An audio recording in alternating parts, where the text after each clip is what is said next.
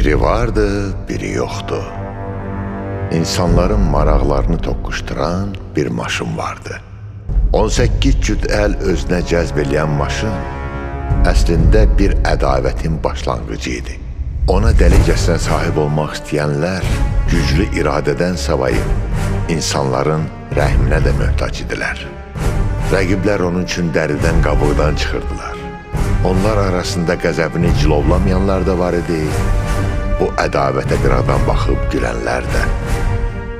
Amma sonda maşın onu ən çox istəyənin qollarına təslim oldu və sahibini bu nağılın qəhrəmanına çevirdi.